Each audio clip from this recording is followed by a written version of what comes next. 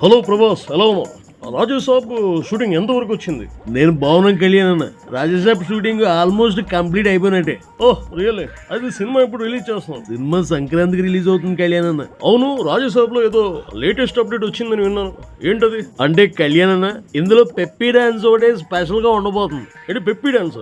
ఈ డాన్సుల గురించి నాకు పెద్దగా తెలియదులే కానీ అవన్నీ అన్నయ్యని అడగాలి. అది సరే కళ్యాణ్ అన్న, మీ ఓజీ సినిమా రిలీజ్ అవ్వబోతుంది కదా, ఎలా అనిపిస్తుంది? ఎలా ఉండబోతుంది? అది చాలా చాలా బాగా వచ్చింది. అంటే ఒక వీరాభిమాని తనకి నచ్చిన హీరోతో సినిమా చేస్తే అది ఎలా ఉంటుందో అలా ఉంటుందన్నమాట. అంటే దుమ్ము లేచిపోతుందని చెప్తాను. వావ్, సూపర్ కళ్యాణ్ అన్న. మీ ఓజీ కోసం చాలా రోజుల నుంచి వెయిటింగ్ ఇక్కడ. నీతో పాటు చాలా మంది ఎదురు చూస్తున్నారు ప్రభాస్. అఫ్ కోర్స్ నేను కూడా ఎదురు చూస్తున్నాను. నాకు తెలిసి సినిమా మొత్తం అరుపులే ఉండొచ్చేమో థియేటర్లో. అంటే నేను ఎక్కువ చెప్పను ప్రభాస్. సినిమా అయితే మామూలుగా ఉండదు, హిస్టరీ క్రియేట్ చేస్తుంది. సరే సరే, నీ రాజేసాబ్ గురించి చెప్పు. కళ్యాణ్ అన్న, నా ఫ్యాన్స్ నా నుండి కామెడీ మిస్ అవుతున్నారని నాతో చెప్పారు. అందుకే ఈ రాజేసాబ్ ప్రాజెక్ట్ ఓకే చేశా. ఫుల్ కామెడీ ఉండగా సినిమా. అంటే ఏదో తాత వైరు అంటున్నావు, ట్రైలర్లో చూసాలే. అవును కళ్యాణ్ అన్న, సినిమా మొత్తం కామెడీగా ఉండదు. అదొక హర్రర్ కామెడీ మూవీ అనమాట. ఆ ట్రైలర్ చూస్తుంటే చాలా ఇంట్రెస్టింగ్ అనిపించింది. నువ్వు కూడా చాలా కొత్తగా అనిపిస్తున్నావు. నాకైతే వింటేజ్ ప్రభాస్ కనిపిస్తున్నాడు నీలో. ఫ్యాన్స్ ఒకటే గోలెట్టేస్తున్నారన్న. బాహుబలి తర్వాత కొంచెం లావ్ అయిపోయావన్నా, నాకు మిర్చిలో ప్రభాస్ కావాలని ఒకటే ట్రెండింగ్ అక్కడ. అవునవును, మిర్చిలో చాలా బాగుంటావు. ఇప్పుడు ఈ రాజాసాబ్లో కూడా మళ్ళీ ఓల్డ్ లుక్ కనిపిస్తుంది. సినిమా కూడా అదిరిపోతుందని అనుకుంటున్నాను. అదిరిపోవడం కాదు కళ్యాణ్ అన్నాయి, రికార్డులు బద్దలు కొడేస్తాయి.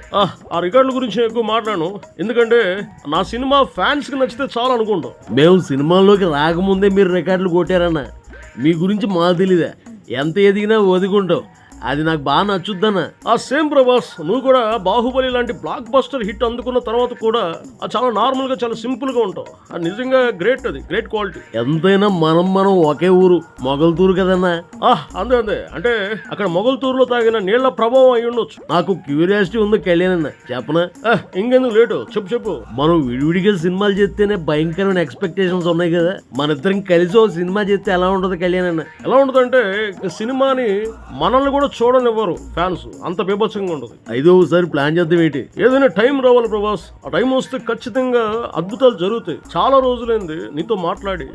నేను రాజకీయాల్లో కొంచెం బిజీగా ఉండడం వల్ల సరిగ్గా మాట్లాడలేకపోతున్నాను. నిజంగా మీరు రాజకీయాల్లో ఉండి ఓ పక్కన అంత బిజీగా ఉండి కూడా సినిమాలు చేస్తున్నారంటే రియల్లీ గ్రేట్ కళ్యాణ్ అన్న. అంటే నాకు సినిమా పట్ల ఉన్నటువంటి ఆసక్తి, ఫ్యాన్స్ ని సినిమాల ద్వారా అలరించాలి, ఒక పక్క రాజకీయాల ద్వారా ప్రజలకి సేవ చేయాలి.